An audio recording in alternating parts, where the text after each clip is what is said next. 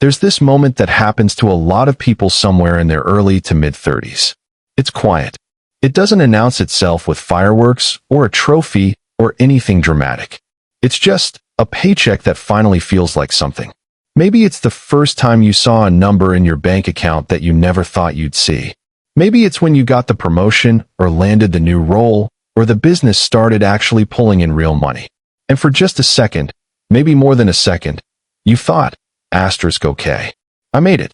The hard part is over, And then, somehow, 3 years later, you're earning more than you ever have in your life, and you feel exactly as financially stuck as you did at 24. The rent is higher. The car note is real. There might be a mortgage in there. A kid, maybe two. Subscriptions you forgot you signed up for. Dinners that cost what your first paycheck did. And this quiet, nagging feeling that you should be further ahead by now. If any of that sounds even a little bit familiar, stay with me. Because this video isn't about shaming you. It's about something that almost nobody explains clearly. The trap hiding inside the decade when income finally starts to rise. Here's the thing most personal finance content gets wrong. When they talk about people in their 30s and money, they usually frame it one of two ways. Either it's the hustle narrative. You're not working hard enough. Wake up at 5 a.m. Cut the avocado toast. Or it's the doom narrative. You're behind. You've wasted your best years. Start panicking. Neither of those actually helps anyone. And neither of them is honest about what's really going on. Because the wealth trap of your 30s isn't really about laziness. And it's not really about being irresponsible. It's about something much more subtle. It's about the fact that your income grows, and your life grows with it, almost automatically, in ways you never consciously chose. Think about your 20s for a moment. Most of us spent that decade surviving. Roommates because rent was too high. A beat-up car because that's what you could afford.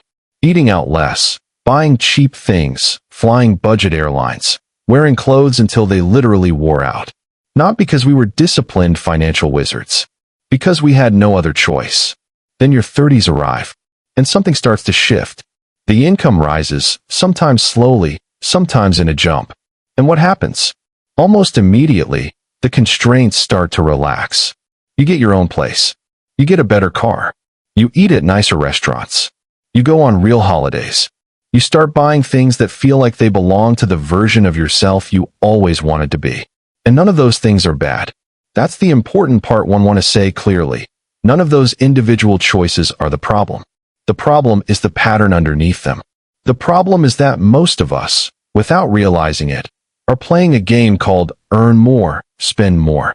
And we're playing it on autopilot. There's a concept in economics called lifestyle inflation. You've probably heard of it. But I think the way it usually gets explained is too cold, too clinical, too much like a textbook warning. What it doesn't capture is how natural it feels when it's happening to you. It doesn't feel like inflation. It feels like growth. It feels like reward. It feels like you are finally becoming who you were supposed to be. And that's exactly why it's so hard to see until you're already deep inside it. Let me paint a picture. And I want you to follow this not as some distant hypothetical, but as something real, because for a lot of people, this story is basically their life. You're 28. You make decent money. Not great, but decent. You share a flat with a friend. You drive an okay car. You don't eat out much. You save a little, not a lot, but some. Life feels tight, but manageable. Then 30 hits. Or 31. And things start to move. You get a better job. Or a raise that actually means something. Your income goes from, say, a number that felt like scraping by, to something that finally feels like breathing room. Let's say your take-home jumps by a meaningful amount. Maybe 30%, maybe 40%. It feels like a turning point. And here's where the trap starts to set itself. Almost immediately, without a single spreadsheet, without a single intentional decision, life starts to expand to fill the new income. The shared flat becomes your own apartment, which costs more, obviously. The okay car needs replacing, and since you can afford a car note now, you get something nicer. The clothes get upgraded. The holidays get a passport stamp attached. The grocery shop gets a little more premium. You start going to the kind of restaurants where you don't look at the price on the right side of the menu. And every single one of those individual decisions made sense in the moment. You needed more space. You wanted reliability in a car. You deserved a real break. The thing is, nobody sat you down and said, "Hey, do you realize that you're about to commit almost all of your new income to new fixed obligations before you've even thought about building anything?" That's the trap, not any single choice. The accumulation of choices, made quickly, made emotionally, made because you finally could, and each one locking in a new baseline that your future self now has to fund every single month, forever, whether the income holds or not. And then, right around 33, 34, 35, life tends to add a few more line items that you didn't price in. A wedding, a kid, a second kid, aging parents who need support, health costs, school fees, a home that needs fixing. These aren't luxuries. These are just life, the actual texture of being a person in your mid-30s. And suddenly, that income that felt like so much breathing room a few years ago, it has a job already, every last bit of it. And you're working just as hard as you ever did, maybe harder, and you're not getting ahead. You're just staying in place, on a much more expensive treadmill. There's a phrase I keep coming back to when I think about this. It's from the writer Morgan Housel, who talks about wealth not as what you earn, but as what you don't spend. And the reason that lands so hard is because it cuts against everything our culture tells us in our 30s. Our 30s are when we're supposed to show up. In the house we own. In the car that matches our title. In the life that signals we arrived. And when everyone around you, your colleagues, your friends, your Instagram feed, is playing the same game, it becomes almost socially impossible to opt out without feeling like you're doing something wrong. Here's something worth sitting with. There's research in behavioral psychology around what's called social comparison theory, which is basically the idea that humans naturally measure their own lives against the people around them. And in your 30s, your reference group changes. You're no longer comparing yourself to broke students. You're comparing yourself to people who are buying homes, leasing BMWs, traveling business class. And so the baseline of what feels normal, what feels like enough, keeps getting pulled upward by the people you're around. It's not weakness. It's not stupidity. It's one of the most deeply human things there is. But it is expensive. Quietly, persistently expensive. And here's the part that really matters. The part that most people don't feel until it's almost too late to course correct. Every year, you spend matching your lifestyle to your income instead of building something with the gap between them, is a year of compound interest you don't get back. Let me make that concrete for a second, because I think when people hear compound interest, they nod and move on without actually feeling it.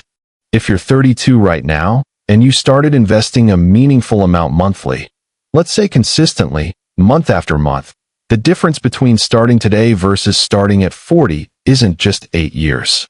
Because of how compounding works, those 8 years at the front end of the timeline are often worth more than the 20 years at the back end. The money you invest at 32 has significantly more time to grow than the money you invest at 42. And if you spend your 30s growing your lifestyle instead of growing your portfolio, you're not just delayed. You're trading away the most valuable years in your financial life. That's the actual cost of the trap. Not the nice apartment. Not the car. Not the restaurants. It's the opportunity cost. The wealth that never gets built because you matched your spending to your income before you ever gave your future self a chance. So here's where the shift has to happen. And I want to be careful about how I say this, because I don't want it to sound like I'm telling you to live like a monk or punish yourself for having a nice life. That's not the point. The shift is this. Instead of asking, what can I afford now that I earn more? Which is the question most of us are running on autopilot. The question becomes, what do I want my money to be doing in 5 years? Those two questions lead to completely different lives. The first question treats income as permission. As soon as you have more, you spend more. The second question treats income as leverage. As a tool that, if aimed at the right things in the right order, can actually change your financial trajectory permanently. And the psychology underneath that shift is actually about identity. Because here's what I've come to understand. The trap isn't really about money. It's about what we think money signals about us. The nice apartment signals that we made it. The car signals success. The holidays signal that we're living, not just existing. And none of that is inherently wrong. The problem is when we're spending primarily for the signal and not because it genuinely improves our lives. There's a version of your 30s where you earn more, your lifestyle improves meaningfully, and you build real wealth at the same time. That version exists. But it requires one uncomfortable thing. It requires you to decide, consciously, what the gap between your income and your spending is going to be, and then protect that gap like it's the most important thing in your financial life. Because it is. Some people call this paying yourself first. I prefer to think of it as building a floor before you raise the ceiling. The ceiling, the lifestyle, the home, the experiences, is fine. But the floor, the wealth, the security, the investments, has to come first. Not second. Not with whatever's left at the end of the month. First. That's the mindset shift. Everything else is just mechanics. So let's talk about what this actually looks like in real life.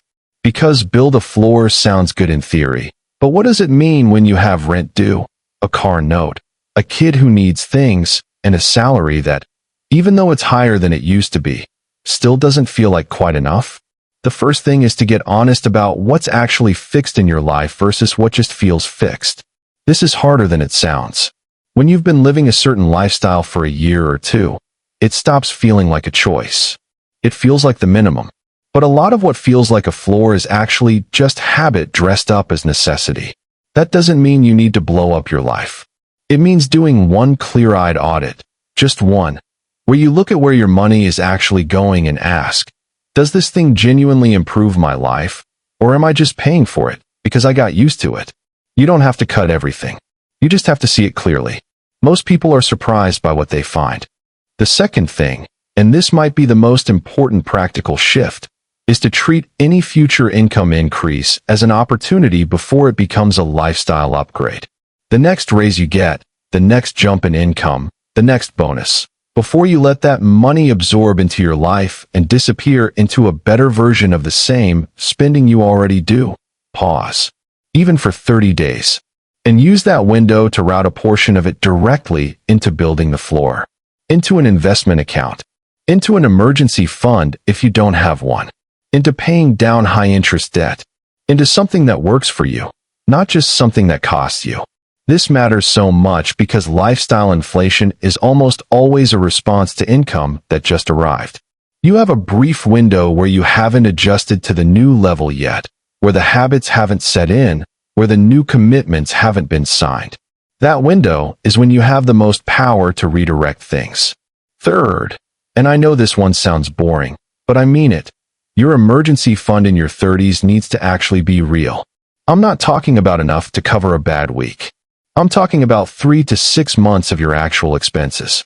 Because in your 30s, the stakes of things going wrong are higher than they were in your 20s. You have more obligations, more people depending on you, more to lose. An emergency fund isn't just a financial tool, it's emotional insurance.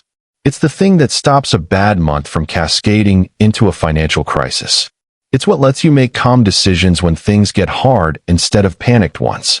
Fourth, and this is the one that tends to compound the most, when you start investing in your 30s or increase how much you're investing, the objective isn't to get rich fast. It's to get consistent. The enemy of wealth building in this decade isn't the amount. It's the stopping and starting. Monthly, consistent investing, even at amounts that feel modest right now, builds something real over the course of a decade. The math rewards consistency more than it rewards intensity. And the fifth thing, maybe the most underrated one, is to be honest about the difference between what you want and what you want to want. A lot of the spending that happens in our 30s is driven by an image of ourselves that we're trying to maintain or reach. The house, the car, the holidays, the wardrobe. Some of that is genuinely what you want, but some of it is just what you think you should want, given who you are and where you are.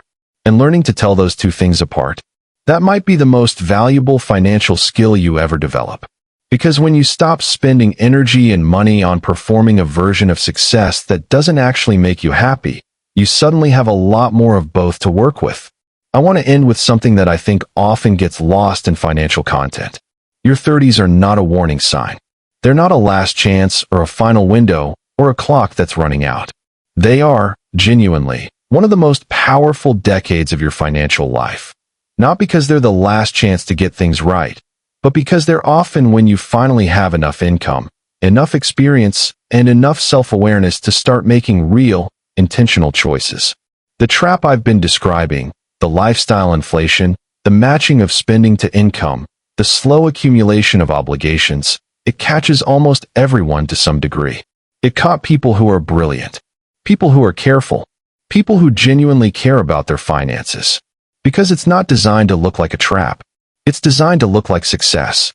The fact that you're watching a video like this, that you're asking these questions, that you're sitting with the discomfort of wondering whether you're on the right path, that's not nothing. That's actually the beginning of a different story. You don't need a dramatic reinvention. You don't need to sell your car and move into a studio flat and eat rice and beans forever. You just need to make a few key decisions a little more consciously than you did before. Protect the gap between what you earn and what you spend. Build the floor before you raise the ceiling. Route new income into building something before it becomes the new normal. And maybe most of all, give yourself some grace. You were never taught how to handle money at this level. Nobody sat you down at 22 and said, "Here's what's going to happen in your 30s. Here's the trap. Here's how to navigate it." You figured out what you could, when you could, with what you had. That's not failure. That's just being human. The only question now is, what do you want the next decade to look like? Because the math on your 30s is still good. The time is still there. The income is rising. The opportunity is real. You're not behind. You're just getting started, this time with your eyes open. Asterisk if this video made you think about your own financial picture differently. Like this video, and subscribe for more videos on financial breakdowns that changes how you see money. What financial mistake did you make in your 30s? Drop a comment below. I read every single one. And if you know someone in their 30s who's working through this quietly, share it with them. Sometimes the most useful thing is just knowing someone else sees it too. I will see you in my next video.